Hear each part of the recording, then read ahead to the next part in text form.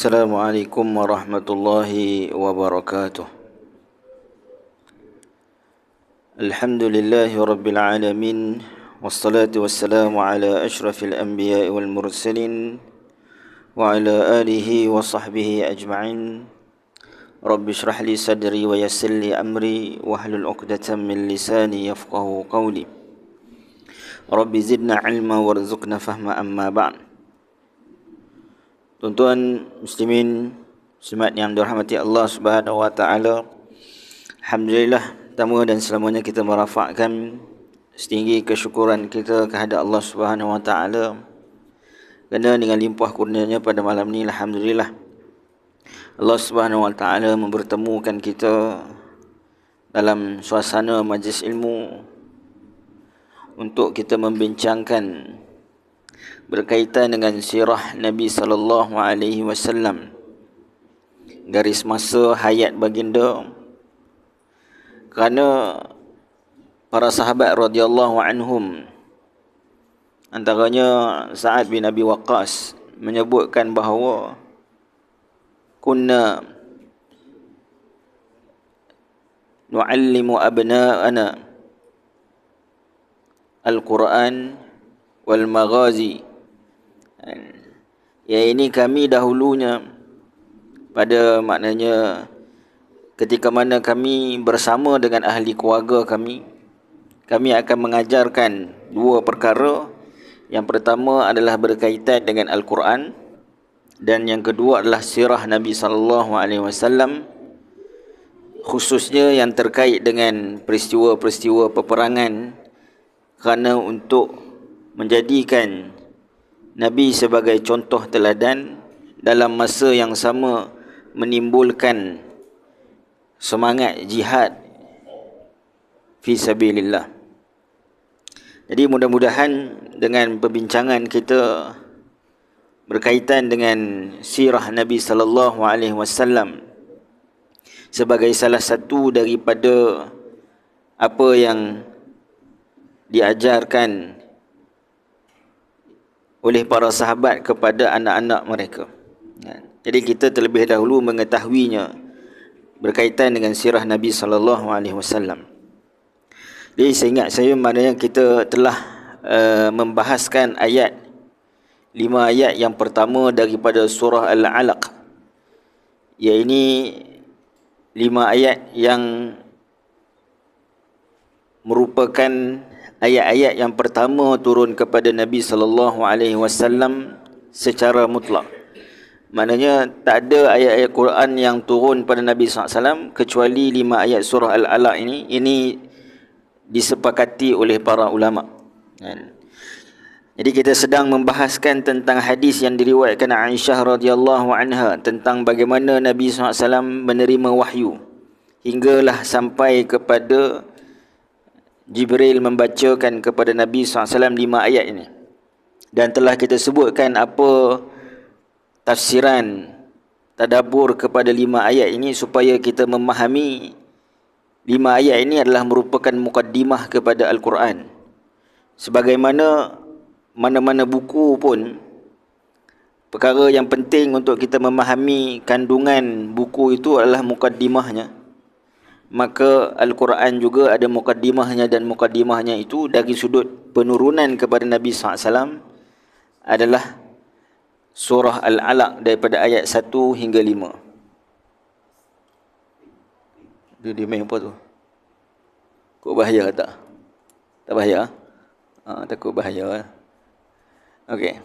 Tak apa. Tak apa, biarkan dia. Baik. Jadi kita dah sebutkan bila mana turunnya surah Al-Alaq ini, Nabi SAW kita berhenti setakat mana Nabi balik ke pangkuan isteri Nabi SAW pada waktu itu adalah Khadijah radhiyallahu anha. Jadi Khadijah binti Khuwailid, bila mana Nabi SAW balik dengan bersegera lari turun daripada bukit. Jadi kita dah sebutkan, boleh bayang Nabi SAW duduk di atas Gua Hira. Jadi kalau kita pernah pergi Gua Hira kan, dalam keadaan yang gelap. Sekarang ni cerah sikit lah, pasal duduk atas bukit tu boleh nampak jam besar boleh nampak, maknanya kota-kota Mekah bercahaya. Tapi pada zaman dulu kan, tak semua tempat yang ada cahaya, jadi gelap gelita. Tiba-tiba datangnya satu makhluk yang bercahaya daripada belakang, peluk daripada belakang. Nabi tak toleh dah kan. Suruh perintah Nabi untuk membaca, Nabi tak pandai membaca. Nabi kata hinggalah turun 5 ayat itu. Setelah habisnya 5 ayat itu, Rasulullah SAW pun bergegas untuk pulang ke rumah ni dalam keadaan yang gemetar, dalam keadaan yang takut. Maka Nabi SAW meminta isteri baginda Khadijah untuk zammiluni, zammiluni, zammiluni, selimutkan aku, selimutkan aku, selimutkan aku. Maka Khadijah bertanya kepada beliau bertanya kepada Khadijah, jadi Nabi SAW bertanya kepada Khadijah, kenapa dengan aku ini? Lantas Nabi SAW menuturkan, maknanya kisah yang Nabi ceritakan kepada Khadijah, apa yang berlaku kepada baginda. Maka Nabi SAW pun kata bahawa aku ni amat khawatir kepada diri aku. Maknanya khawatir di sini, aku duk rasa aku ni macam gila, aku duk rasa aku ni macam tak betul. Sebab apa? Sebab aku nampak benda yang asing, yang tak pernah aku nampak sebelum ini. Maka Khadijah radhiyallahu anha, apa balas ucapan yang dibalas oleh Khadijah kepada Nabi SAW? Kalau ibu-ibu isteri, suami balik cerita berkaitan dengan benda yang apa orang kata apa, ajaib ni, apa balasan isteri-isteri ataupun ibu-ibu? Abang ni buang tebiat kan, macam-macam lah. Tapi Khadijah radhiyallahu anha sangat memahami dan mengetahui Rasulullah SAW. Dan ini menunjukkan juga Khadijah ni, dia mempunyai pengetahuan, sedikit pengetahuan tentang agama-agama yang terdahulu. Walaupun tak maknanya menyeluruh, dan dia tahu kepada siapa yang dia nak rujuk. Bila mana Rasulullah SAW cerita benda ni, dia rasa benda ni macam aku pernah dengar lah. Dia mesti ada kait dengan berita-berita daripada langit, yang ni berkaitan dengan agama-agama samawi ni. Jadi dia tahu maknanya nak rujuk kepada siapa. Jadi nak sebutkan Khadijah ini, beliau berkata kepada Nabi SAW, apa jawapan beliau? Sesekali tidaklah demikian. Maknanya bukanlah kamu ini orang yang gila, orang yang tak betul, tak. Wallahi, demi Allah, dia tidak akan menghinamu selama-lamanya. Sungguhnya engkau adalah penyambung tali kerabat, pemikul beban orang yang lain yang mendapat kesusahan, memberi kepada orang yang miskin, menjamu tamu serta mendukung setiap upaya menegakkan kebenaran. So ada berapa di sini? Yang pertama disebutkan menyambung tali silaturahim, memikul beban orang lain, memberi kepada orang yang miskin, menjamu tetamu, mendukung setiap yang menegakkan kebenaran. Ini kata-kata Khadijah radhiyallahu anha yang sangat kata apa, penting dalam kita nak memahami peribadi Nabi sallallahu alaihi wasallam. Dan ucapan Khadijah ini adalah ucapan sebelum Nabi SAW menjadi Rasul. Maknanya ini ayat pertama turun kepada Nabi SAW. Jadi Khadijah radhiyallahu anha menggambarkan sifat Nabi SAW itu sebelum Nabi menjadi Rasul. Cerita tentang Nabi menyambung silaturahim, Nabi membantu orang yang miskin, Nabi nak menegakkan kebenaran. Ini cerita sifat peribadi Nabi SAW yang mana Nabi bersifat sedemikian sebelum daripada Nabi mendapat wahyu. Apatah lagi kalau setelah mendapat wahyu, sudah tentulah maknanya sifat-sifat ini sangat maknanya ada pada diri Nabi sallallahu alaihi wasallam. Yang kedua, kita tengok pujian Khadijah ini menunjukkan itulah apa yang seorang isteri itu dia nampak pada peribadi Nabi SAW, pada peribadi suaminya.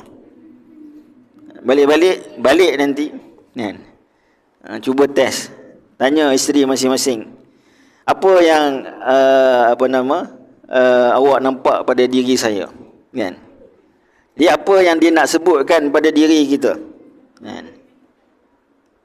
Jadi Khadijah menyebutkan perkara ini, dan beliau menyebutkan sifat-sifat peribadi Nabi SAW itu bukan dia sebut pada orang lain, kan? Dia bukan post kat Facebook ke atau kat Twitter ke, kan? Suami I ni sekian, tak ada, kan? Tapi dia sebut pada Nabi SAW sebab dia melihat bahawa Nabi SAW berada dalam keadaan yang tak stable dari sudut emosinya. Maka Khadijah memberikan support dari sudut emosi kepada Nabi SAW di permulaan awal wahyu diturunkan. Sebab itu bila nanti Khadijah radhiyallahu anha wafat, nanti Nabi SAW sangat sedih, kan? Sampai dinamakan tahun itu sebagai tahun kesedihan.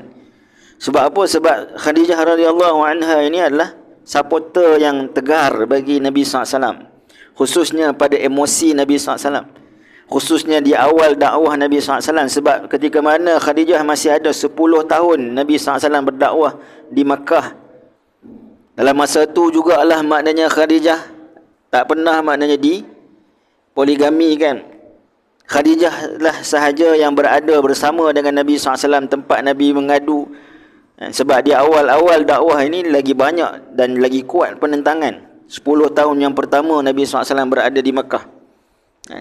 Jadi Khadijah radhiyallahu anha adalah satu watak yang penting, kan, dalam dakwah Nabi SAW. Ini nak menunjukkan kepada, kan, peranan wanita juga, kan, dalam dakwah, kan.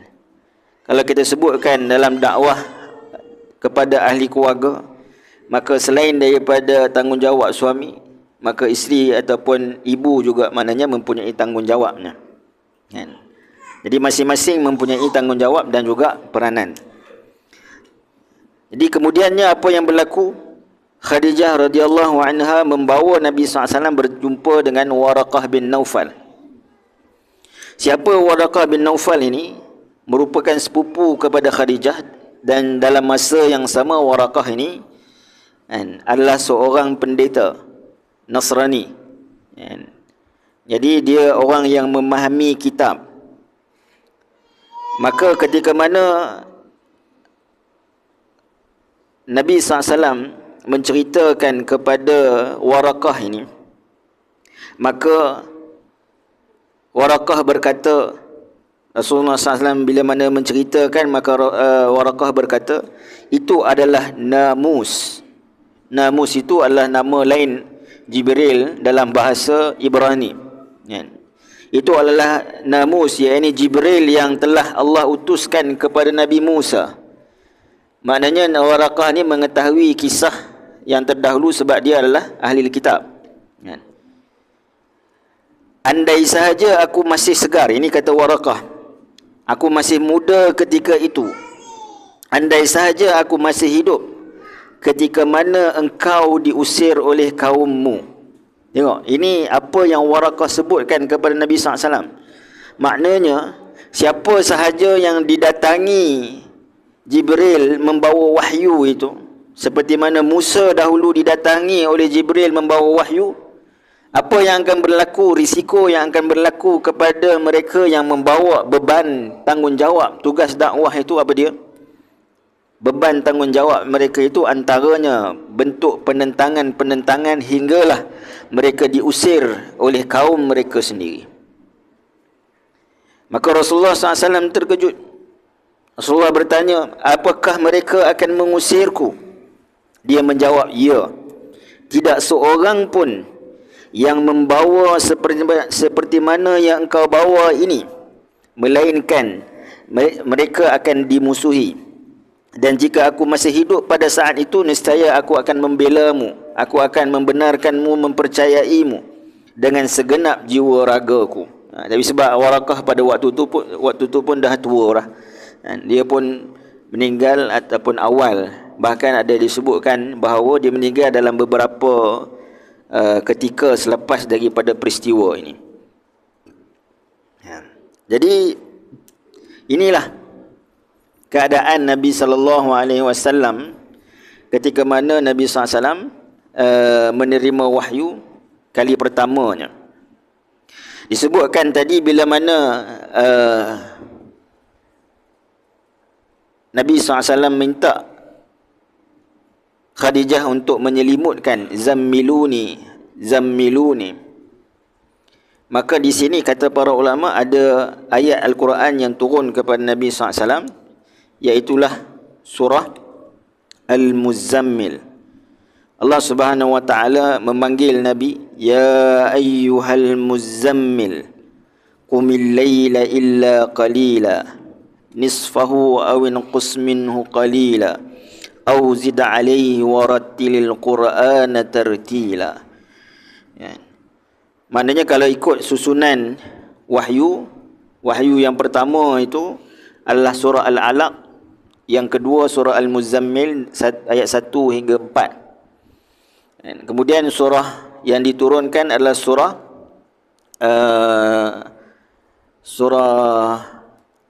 Nun, surah Al-Qalam. Saya lupa, surah Al-Qalam, Nun wal qalami wa ma yasturun. Jadi selepas daripada itu wahyu ni terhenti. Dan bila mana wahyu terhenti, kenapa wahyu terhenti? Kerana nak memberikan ketenangan pada Nabi SAW. Sebab kali pertama wahyu turun itu, kemudian datang wahyu beberapa kali kepada Nabi SAW, maka Nabi berada dalam keadaan yang masih lagi terkejut. Tetapi bila mana Nabi SAW dah memahami bila turunnya, sebab bila turun surah Al-Alaq yang pertama, kemudian surah Al-Muzammil. Surah Al-Muzammil ni Allah Subhanahu wa taala perintahkan kepada Nabi untuk bangun solat malam. Ya ayyuhal muzammil, wahai orang-orang yang berselimut. Selimut apa? Selimut tidur lah. Selimut tidur. Bangun untuk mengerjakan solat pada waktu malam. Ini cerita awal wahyu diturunkan ni. Mana ada solat lagi? Yang ada solat tu adalah mana penerusan daripada agama Nabi Ibrahim tu ada 2 rakaat siang dan 2 rakaat malam. Kan? Tapi dari sudut qiyamul lail, daripada awal lagi maknanya difardukan kepada Nabi SAW dan kekal kefarduan itu sampai baginda wafat. Bahkan di peringkat awal para sahabat pun solat malam ini adalah fardu. Kemudian turun ayat penghujung surah Al-Muzammil, barulah diringankan menjadi sunat. Dan seterusnya menjadi sunat kepada semua umat manusia.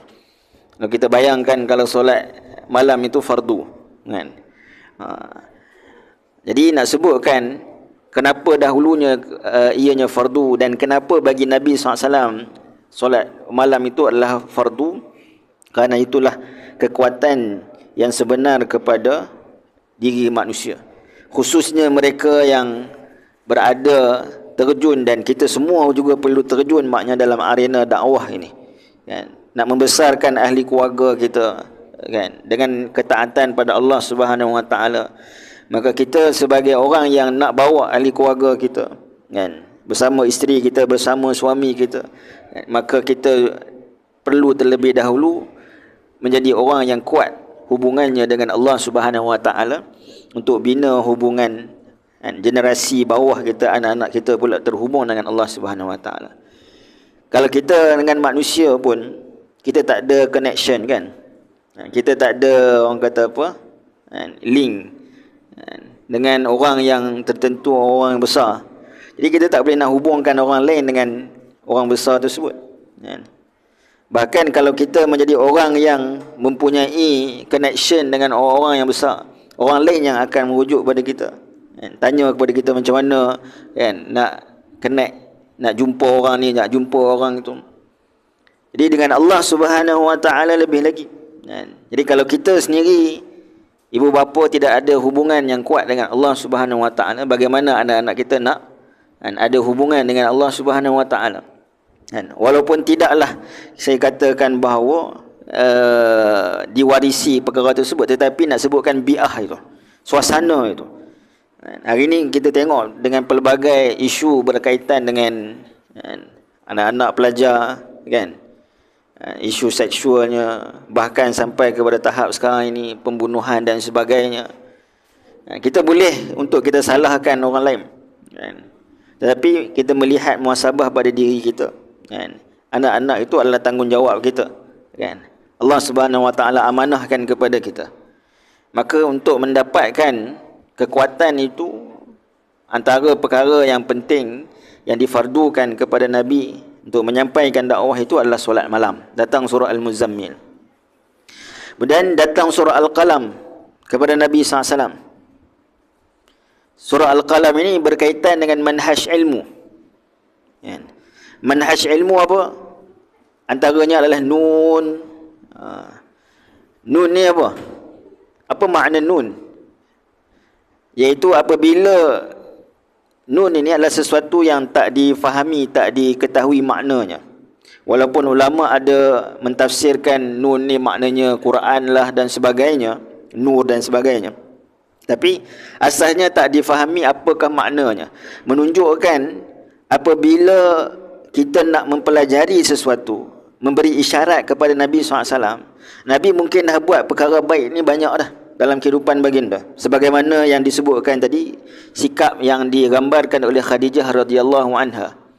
Tetapi dari sudut ilmu daripada Al-Quran ini, mesti beranggapan diri kita ini satu huruf pun kita tak tahu. Seperti mana nun, kita tak boleh nak tafsirkan apa maknanya. Jadi begitulah maknanya kita berada di hadapan ilmu Allah Subhanahu Wa Taala, mesti kita ada rasa dan sikap kita ni tak tahu, kita nakkan ilmu daripada Allah Subhanahu Wa Taala. Kita minta daripada Allah Subhanahu Wa Taala. Dan menariknya tuan-tuan dan puan dalam surah Nun, di penghujung surah Nun, kalau kita tengok Allah Subhanahu Wa Taala membawa satu kisah yang tiba-tiba kita kata kenapa kisah ni ada dalam surah ni. Jadi kisahnya adalah berkaitan dengan Nabi Yunus. Walaupun tak sebut secara jelas nama Nabi Yunus, tapi Allah Subhanahu Wa Taala sebut pada ayat 48 surah Al-Qalam, fasbir li hukmi rabbika, maka sabarlah engkau terhadap hukuman ataupun apa yang Allah Subhanahu Wa Taala tetapkan. Wala takun ka sahibil hud, janganlah kamu menjadi seperti mana sahibil hud, iaitu orang yang ditelan oleh ikan paus. Iznada wa huwa makzum, ketika mana dia memanggil dan memohon pada Allah Subhanahu Wa Taala dalam keadaan gelap gelita. Jadi Nabi Yunus juga dikenali dalam Al-Quran sebagai Zannun. Zannun. Jadi ada yang mengatakan huruf nun itu merujuk kepada Nabi Yunus alaihissalam. Jadi isyarat kepada surah Al-Qalam ini dua perkara yang saya sebutkan tadi. Yang pertama, mesti kosongkan hati ini dari sudut rasa sombong dan sebagainya, makna tawaduk dengan apa yang Allah Subhanahu Wa Taala nak berikan. Dan yang kedua, mesti sabar, fasbir. Allah kata kena sabar, jangan jadi seperti mana Yunus AS. Kita tahu cerita Nabi Yunus AS, makna keluar sebelum daripada Allah memberikan keizinan daripada kaumnya, dan akhirnya mana ditelan oleh ikan paus, kan? Jadi Allah Subhanahu Wa Taala sebutkan manhaj ilmu mesti pertama kena tawaduk, dan yang kedua adalah sabar. So surah Nun itu diturunkan pada Nabi SAW menjelaskan perkara itu. So dah 3 surah yang diturunkan. Yang pertama tadi surah Al-Alaq sebagai kunci dalam kejayaan, memahami tentang pentingnya peranan ilmu pengetahuan. Tapi ilmu pengetahuan sahaja yang melibatkan akal, kan, dia tak akan memberikan kekuatan untuk nak bergerak di jalan Allah Subhanahu Wa Taala. Maka diperlukan kepada kekuatan dalaman rohani. Maka turunnya surah Al-Muzammil tadi yang kedua. So surah-surah yang awal turun pada Nabi ini adalah preparation kepada Nabi SAW sebelum Nabi berdepan dengan yang lebih besar, yakni orang musyrikin. Ini berdepan dengan diri sendiri dulu. Kan? Ketidaktentuan, ketidakpastian, keraguan. Kan? Jadi bina dulu ilmu pengetahuan, bina keyakinan pada Allah Subhanahu Wa Taala. Tapi dalam masa membina keyakinan itu menuntut, maknanya mendapat ilmu wahyu daripada Allah Subhanahu Wa Taala mesti kan, tawaduk. Dalam surah Nun membawa manhaj ilmu tawaduk dan juga sabar. Kan? Jadi lepas itu apa yang berlaku? Wahyu terhenti dalam beberapa lama. Di sini diuji dari sudut kesabaran Nabi SAW. Kan? Satu, Nabi SAW masih lagi berada dalam keadaan tertanya-tanya. Kan? Jadi nak menerima diri baginda ini menjadi seorang Rasul, dia memakan masa. Kan? Tertanya-tanya, betul ke apa yang aku terima ni? Kan? Jadi tunggu-tunggu mana lagi makna ayat Al-Quran nak diturunkan. Kan? Bahkan disebutkan maknanya nak membina rasa rindu kepada Nabi SAW, kepada wahyu, sebab tu wahyu terhenti. Disebutkan wahyu terhenti ni adalah dalam beberapa fatrah. Banyak perbezaan ulama. Dan wahyu terhenti pada Nabi SAW ni berlaku 2 kali. Kali pertama ni dalam 3 hari lebih. Dan yang lebih lama nanti adalah 6 bulan. Itu selepas maknanya Nabi SAW menyampaikan secara terang-terangan dan kemudian turunnya surah Ad-Duha kepada Nabi SAW. Tapi ini kali pertama. Nabi tercari-cari apa lagi ayat sebagai persediaan kepada baginda.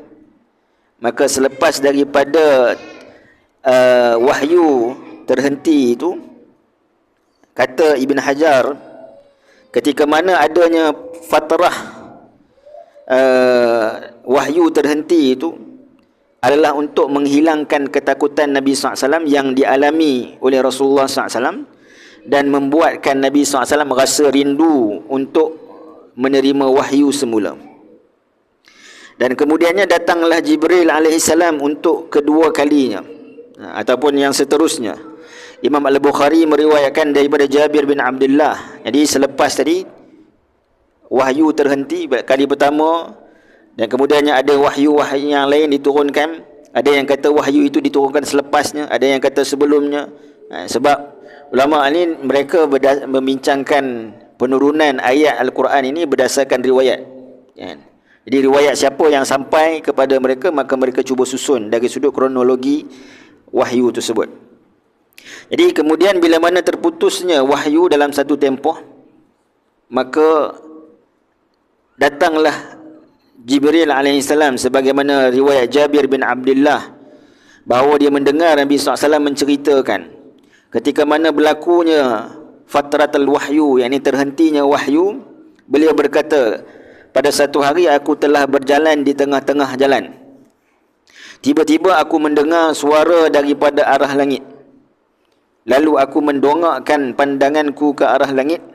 Ternyata malaikat yang telah mendatangiku ketika mana di Gua Hira sekarang sedang duduk di atas kursi di antara langit dan bumi. Nabi tengok Jibril dengan rupanya yang sebenar. Itu kali pertama Nabi tengok jelas. Sebelum ni Jibril datang dengan rupa sebenar juga. Cuma Nabi, orang kata apa, takut-takut tengok-tengok gitu je lah, geling-geling kan. Orang Kedah kata geling tengok kan. Tak tengok betul sebab Jibril datang daripada belakang peluk Nabi SAW. Jadi bila mana Nabi melihat rupa sebenar Jibril yang sedang duduk di atas kursi di antara langit dan bumi, aku pun terkejut kerananya sehingga aku tersungkur ke bumi.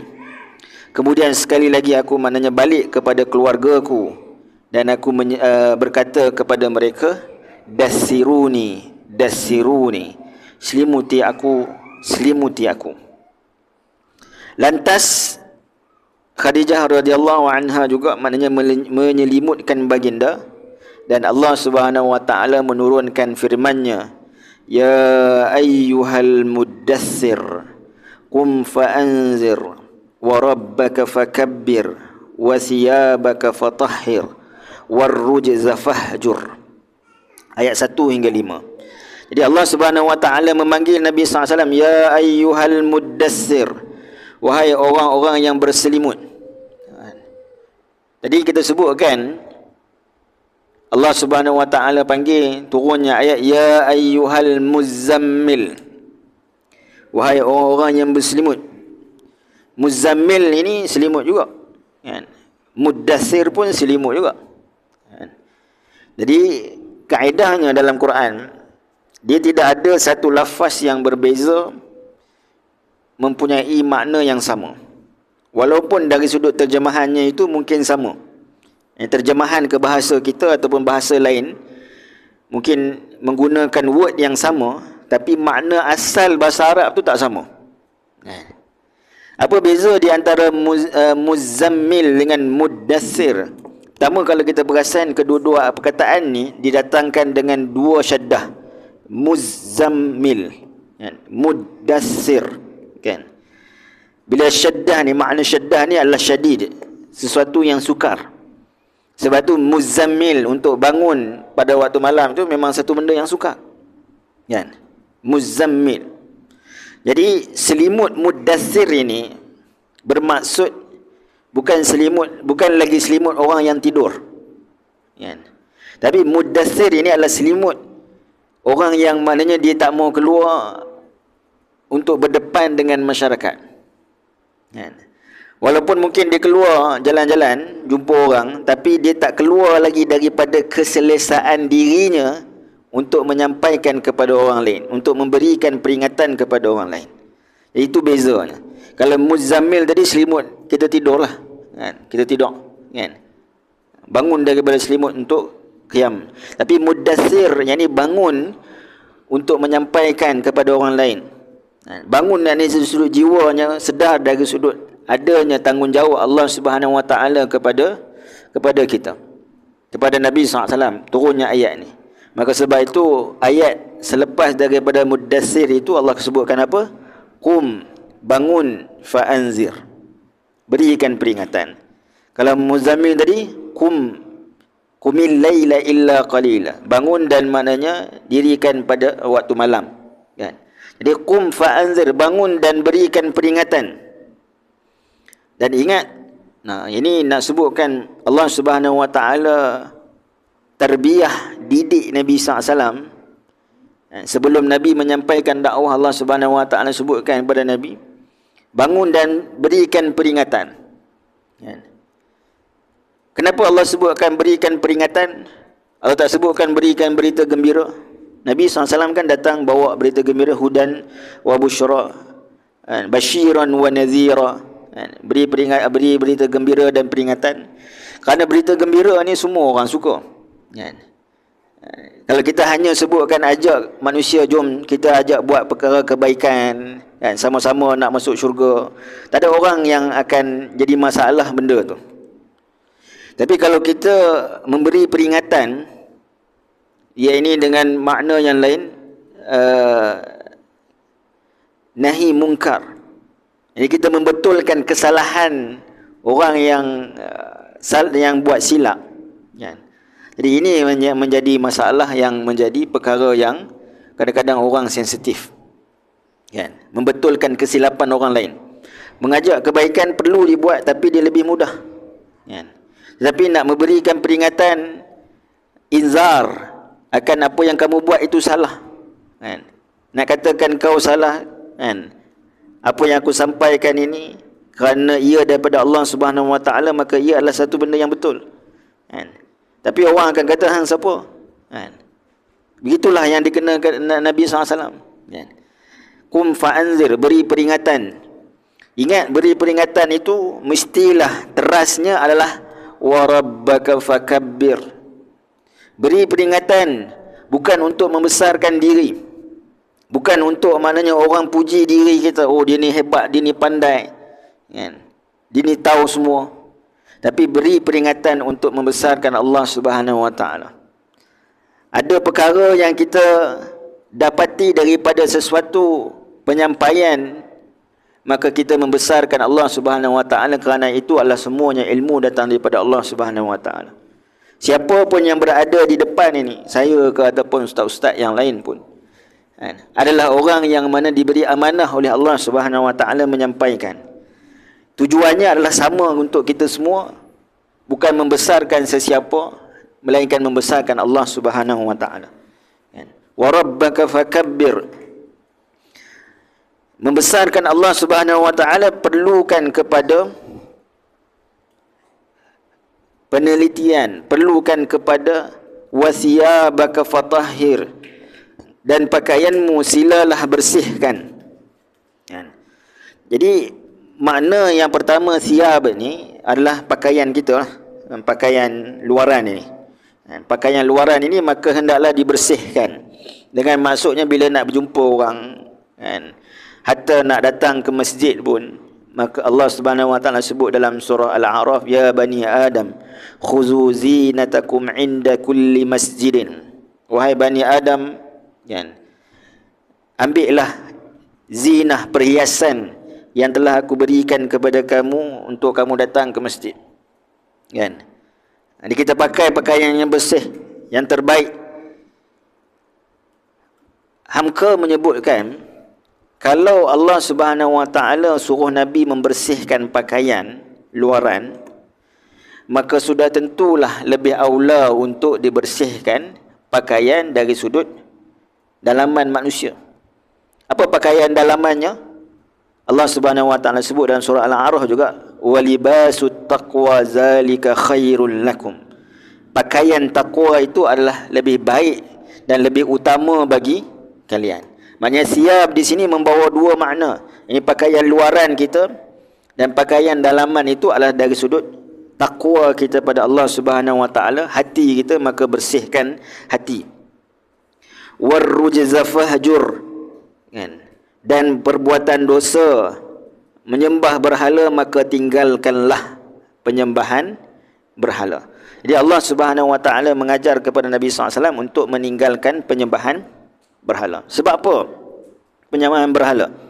Kenapa penyembahan berhala ataupun kita sebutkan kesyirikan ini sesuatu amalan yang mendapat tempat dalam kalangan orang-orang musyrikin? Kan? Kalau kita fikir mereka ini tak adalah bahasa kasar kita kata macam bodoh sangat. Kan? Kanlah tak tahu kata berhala patung tu manusia yang buat. Kan? Tak tahu kalau tolak jatuh berhala tu boleh pecah. Kan?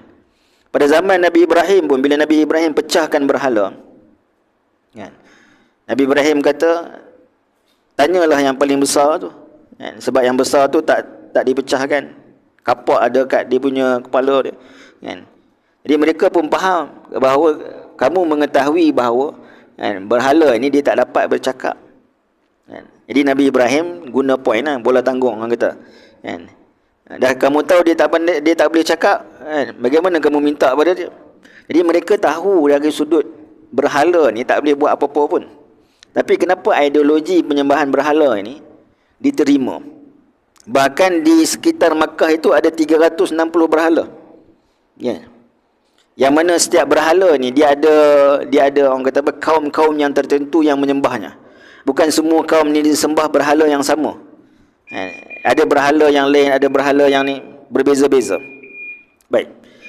Saya sebutkan ada dua ideologi kenapa penyembahan berhala ini menjadi satu yang diminati oleh orang musyrikin Arab pada ketika itu, dan kenapa ajaran tauhid itu ditolak oleh mereka. Sebab itu Allah kata ni warrujza fahjur, penyembahan berhala itu tinggalkanlah. Sebab penyembahan berhala ni ideologi di sebaliknya. Yang pertama adalah ideologi syafaat. Di syafaat kita dalam Islam pun ada syafaat, kan. Cuma syafaat bagi berhala ini adalah dari sudut, contoh kalau kita katakan sekolah, kan, ada seorang murid mana sekolah, mak dia ataupun bapa dia adalah cikgu guru besar kat situ. Kan, mak pula jenis manjakan anak. Kan, apa sahaja anak buat ni kira anak dia yang betul. Kan. Jadi apa yang berlaku kepada anak ni? Apa yang berlaku pada anak ni? Dia boleh buat apa yang dia suka. Sebab dia tahu nanti dia ada backup besar. Kan. Dia boleh buat apa yang dia suka. Bahkan kalau dia tak mau belajar, nak bermalas-malasan dari sudut belajar pun tak ada masalah. Sebab apa? Sebab, kan, ada yang akan beri syafaat kepada dia, kan, untuk dia lulus dalam peperiksaan. Sedangkan tadi mak dia tadi ataupun ayah yang jadi guru besar tadi, kan, dia tak berbuat apa-apa dengan maksudnya, dia tak tegur anak dia, dia tak perintah anak dia buat apa, maka anak tu dia boleh buat sesuka hati lah. Kan. Jadi orang musyrikin menyembah berhala. Berhala ini mereka katakan sebagai anak-anak Tuhan, anak perempuan Tuhan. Sebab nama-nama berhala di sekitar Kaabah ni kebanyakannya perempuan. Allata, Manat, Nailah, nama-nama perempuan. Jadi bagi mereka, kalau mereka menggembirakan anak-anak perempuan Tuhan yang sebenar, kalau kita bapa, kan, ada anak perempuan berbanding anak lelaki, kan, kita tahulah, kan, kalau seorang bapa, kan, ada anak perempuan, dia lebih kecenderungan, kan, dari sudut sayang dan sebagainya. Sayang semua orang, kan, tapi mana kecenderungan tu sama juga dengan ibu, mungkin lebih kepada anak lelaki dan sebagainya, kan. Jadi kalau kita bagi kepada anak-anak perempuan ni, kan, tak kira lah ritual yang mereka sendiri cipta, menggembirakan Tuhan yang sebenar sebagai bapanya, itu akan gembira dan berikan kepada kita, kan. Tapi bezanya, kenapa tak minta direct kepada Tuhan? Sebab berhala ini tak minta apa-apa daripada mereka. Mereka boleh buat sesuka hati. Ritual pun mereka yang buat sendiri. Mereka nak sembelih apa, mereka nak tawaf bagaimana, mereka nak buat apa sahaja sebagai ritual yang mananya kononnya menggembirakan berhala itu, mereka boleh buat sendiri, kan. Sesuka hati mereka. Seperti mana budak itu tadi, kan.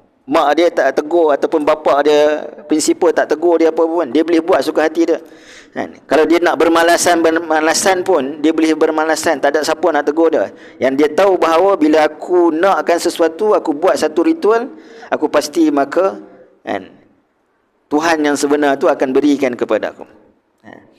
Jadi sebenarnya mereka bukan menuhankan berhala itu, menuhankan hawa nafsu itu sendiri. Afara'aita man ittakhadha ilahahu hawahu. Tidakkah engkau melihat bahawa manusia yang mempertuhankan hawa nafsunya, kan, kerana keinginan nak buat apa sahaja yang dia nak sendiri, maka dia menyembah berhala, kan. Dan dia mengatakan berhala ini adalah perantara kami dengan Tuhan. Sebab dia tak mau Tuhan taklifkan kepada dia apa perkara yang dia perlu buat, seperti mana apa yang Tuhan nak, kan, seperti mana apa yang Allah nak. Maka dia menyembah berhala, sebab berhala tak minta apa-apa pada dia, kan. Cuma dia buat juga ritual yang tertentu, yang dia reka sendiri, yang dia buat sendiri, kononnya untuk menggembirakan Tuhan-Tuhan ni, agar Tuhan yang sebenar memberikan kepada dia, kan. Sebab itu ideologi ni diterima, kan. Sebab apa? Sebab idea syafaat. Dan idea syafaat ni bukan sekadar pada orang musyrikin, dia meresap dalam kalangan orang Islam juga. Tak apalah aku maknanya cari duit ni dari sudut sumber yang haram pun, nanti syafaatnya apa? Aku sedekahlah sebahagian ni pada orang miskin, pada anak yatim, pada mahatafis, kan. Tak apalah maknanya aku ambil rasuah ke, kan, aku buat maknanya perkara-perkara buruk maknanya dalam pekerjaan aku pun, kan, setahun sekali nanti aku pergilah umrah. Ini ideologi kita nampak macam baik, tapi ideologi yang sebenarnya terbina daripada ideologi syirik pada Allah Subhanahu Wa Taala. Kita rasa bahawa benda itulah yang akan beri syafaat kepada kita, dengan kita boleh buat sesuka hati kita, kan, tanpa mengikut panduan daripada Allah Subhanahu Wa Taala. Sebab itu Allah kata pada Nabi SAW, tinggalkan. Dan yang kedua, idea yang kedua, ideologi daripada penyembahan syirik ini adalah ideologi, kalau yang pertama tadi adalah syafaat, yang kedua adalah permintaan, wishes, kan. Kita tengok mereka menyembah berhala ni bukan hari-hari. Bahkan berhala yang berada di sekitar Kaabah, yang milik orang-orang Makkah di sekitar itu, hanya didatangi apabila mereka nakkan sesuatu permintaan. Bila mana mereka nak permintaan, baru mereka datang kepada Tuhan mereka, sembah, buat ritual dan sebagainya, mengharapkan Tuhan itu mengabulkan permintaan mereka, kan. Jadi kadang-kadang kita juga sebagai Muslim, kan, kita dengan Allah Subhanahu Wa Taala juga, cara kita berhubungan dengan Allah Subhanahu Wa Taala adalah melalui permintaan, dengan maksud kita minta pada Allah Subhanahu Wa Taala dengan kita harap Allah mengabulkan permintaan kita. Dan itu betul. Ya, betul. Kita memang kena minta pada Allah Subhanahu Wa Taala. Cumanya kesalahannya apabila kita sebenarnya bukan meminta, kita sebenarnya bukan berdoa, tapi kita hanya minta, place order, kan? Add to cart, kan? Ini contoh kita minta, ya Allah bagi aku jadi kaya, kan? Jadi kita doa, kita sedekah, solat duha, tiba-tiba tak kaya, kan? Jadi apa yang berlaku, kan? Aku dah doa, aku dah buat macam-macam, Allah tak bagi aku kaya pun, Allah tak pernah dengar pun doa aku. Kita bukan doa, tapi kita hanya minta, place order, kan? Kita nak Allah Subhanahu Wa Taala ubah realiti yang berlaku di luar kita. Maknanya kita dapat duit yang banyak, tiba-tiba sedebuk duit yang runtuh. Doa yang sebenarnya adalah untuk mengubah apa yang berlaku di dalam diri kita. Sebab itu doa dalam suratul Fatihah adalah ihdinas siratal mustaqim, kan? Jadi dalam kehidupannya, kalau kita kata kita nak minta pada Allah, ya Allah bagi aku kaya, tak apa, minta, tak ada masalah. Dalam masa yang sama usaha.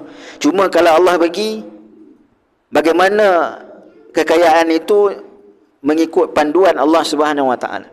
Kalau Allah tak bagi pun, kalau Allah bagi, alhamdulillah, bagaimana nak ikut panduan Allah Subhanahu Wa Taala kekayaan kita. Kalau Allah tak bagi pun, alhamdulillah, bagaimana kita nak bersabar, apa hikmahnya daripada apa yang kita laksanakan. Kita dengan Allah Subhanahu Wa Taala ini bukan hubungan transaksi, kan? Bukan hubungan bila kita solat kita nak Allah bagi kita sesuatu, tak, kan? Itu adalah cara orang musyrikin. Mereka menyembah berhala. Mereka menyembah berhala, mereka nak daripada penyembahan itu Tuhan mereka itu mengkabulkan permintaan kita. Itu ideologi permintaan tu. Kita dengan Allah Subhanahu Wa Taala ini adalah hubungan kehambaan, kan? Tak kira lah ketika mana Allah berikan apa yang kita nak ataupun tidak, kan? Apa yang kita nak, tapi kita tahu bahawa Allah sentiasa memberikan apa yang terbaik untuk diri kita. Kerana kita hamba, kita balik bertemu, maknanya balik meminta pada Allah Subhanahu Wa Taala, doa pada Allah Subhanahu Wa Taala bukan ketika mana kita nak sesuatu saja, tapi dalam setiap masa, dalam setiap keadaan. Maka sebab itu orang beriman itu dia akan sentiasa sebutkan alhamdulillah, alhamdulillah. Kita tengok hari ni 2 tahun lebih orang Gaza, selepas daripada ceasefire yang paling baru ni, mereka balik tengok mana rumah-rumah mereka, walaupun tak ada apa, tapi mereka kata alhamdulillah, kan? Kerana itulah yang paling baik yang Allah Subhanahu Wa Taala tentukan, kan? Dan itulah maknanya menunjukkan mana hubungan yang kuat dengan Allah Subhanahu Wa Taala, yang kembali pada Allah Subhanahu Wa Taala bukan ketika mana kita nak sesuatu sahaja, tapi kita kembali pada Allah kerana dasar perhambaan. Inilah maknanya Allah Subhanahu Wa Taala jelaskan kepada Nabi pada wahyu-wahyu yang pertama ini, bila Allah kata warrujza fahjur, kan? Iaitu perbuatan dosa menyembah berhala maka tinggalkanlah, kan? Bukan tinggal menyembah berhala. Nabi tak pernah menyembah berhala, kita pun tak pernah menyembah berhala, tapi ideologi kesyirikan itu mungkin berakar umbi dalam kalangan umat Islam. Sebab itu Dr. Majdi Al-Hilali ditulis satu buku, adakah berhala di dalam jiwa kita, kan? Dalam hati kita, kan? Bukan masalah berhala yang disembah itu, mungkin kita orang Islam insya-Allah tak disembah, tapi ideologi itu kemungkinan juga meresap dalam cara kita berinteraksi dengan Allah Subhanahu Wa Taala. Jadi ini maknanya yang kita nak sebutkan, antara surah-surah yang awal turun kepada Nabi sallallahu alaihi wasallam bukan sekadar ayat yang turun dibaca oleh Nabi, dibaca oleh Jibril kepada Nabi, tetapi dia menjadi satu preparation, persediaan kepada Nabi SAW untuk menanggung beban tanggungjawab dakwah yang lebih besar ketika mana Nabi akan menyampaikan secara terang-terangan pula selepas 3 tahun yang pertama Nabi berada di Makkah. InsyaAllah kita akan sambung dalam mana kisah yang seterusnya selepas daripada Nabi fatratul wahyu ni, terputusnya wahyu ini, dalam pertemuan yang akan datang biiznillah taala. Aku qauli hadza wa astaghfirullah li wa lakum. Assalamualaikum warahmatullahi wabarakatuh. Izinkan ku